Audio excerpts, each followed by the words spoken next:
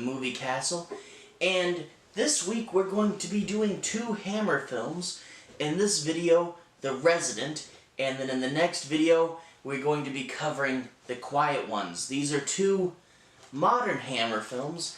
As you know, Hammer went out of business, and I want to say the early 80s, but they just recently came back and they did a couple of films, and a few of the bigger ones I'm sure you know about, Let Me In and the Woman in Black movies, but I wanted to cover some of the other ones, see what they're up to. So this first one, The Resident. The Resident is from 2011, starring Hilary Swank, Jeffery Dean Morgan, and Christopher Lee. So the movie opens up, you have Hilary Swank. She plays Juliet. Juliet is a doctor, and she just recently moved to New York. Now, because she just recently moved in, she's looking for a room, and that's where she meets Jeffery Dean Morgan's character, Max.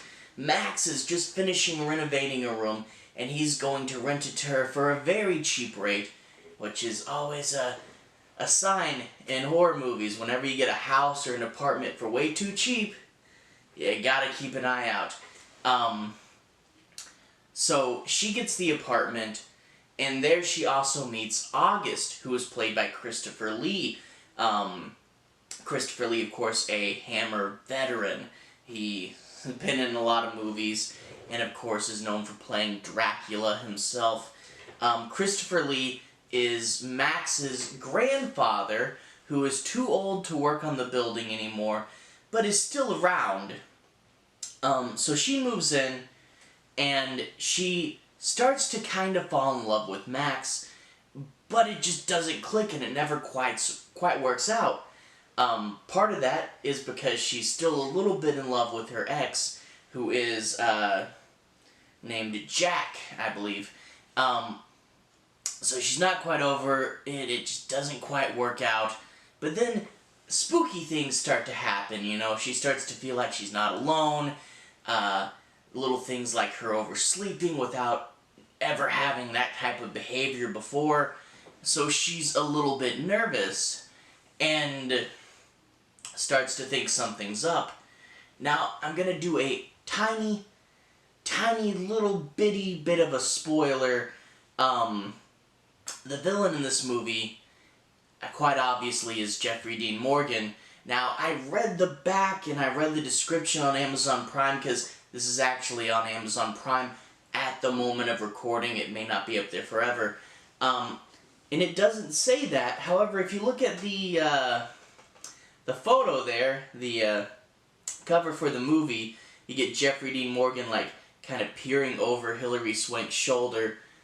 So it's kind of obvious he's the villain, but it doesn't say that, so that's why I put on a tiny spoiler warning. But anyway, Jeffery Dean Morgan's a little bit of a creeper, you find out. Well, then you find out he's a lot more than a little bit of a creeper. He's actually he's pretty bad.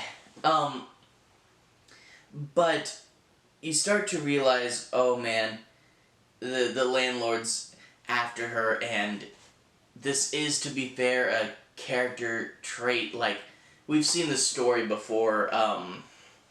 If you look at, like, say, Norman Bates, Ira Levin did a novel, I think, Sliver, and the Vacancy movies are kind of like this.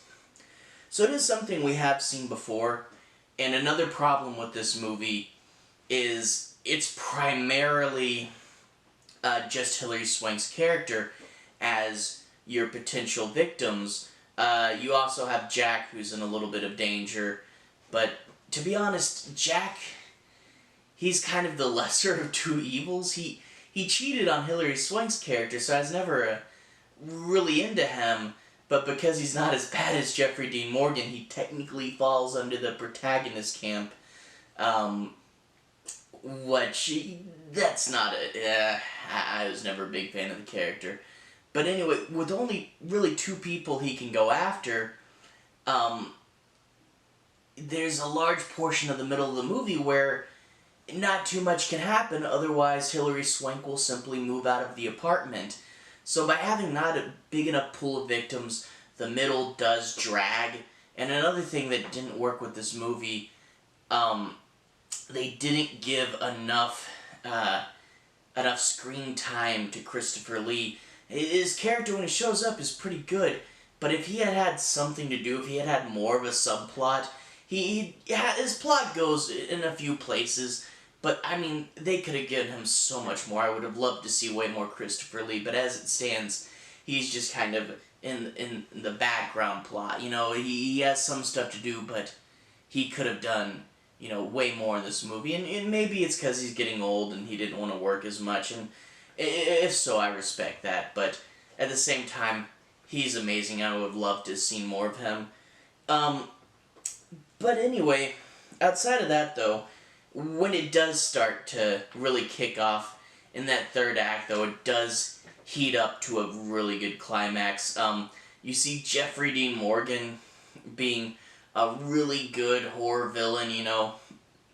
The final clash between the two of them, you really start to see how big and brutal he can be, and the ending, it builds up pretty good. And you get to see Jeffrey Dean Morgan be a villain again in Walking Dead. He comes in to play Negan, which is where I knew him from before seeing this movie. And even though this character is very different than Negan, it is cool to see someone who plays a villain play a different type of villain, you know? Also, he was Sam and Dean's dad on Supernatural for like the first season or two. You saw him semi-regularly. So he was in horror before this, because the early Supernaturals, those are longer ago than you think. So yeah, he does have a history with horror between Supernatural, Resident, and Walking Dead. He was in, was it The Possession, right? I haven't seen that one yet. It's on my really big to-watch list. But overall, it's a pretty good movie. It does drag in the middle, but I thought it was fun. And it's good to see Hammer back and doing stuff, and I'm curious what all they're going to make. And I'll definitely check out the rest of the modern ones, and of course all the old ones I can find.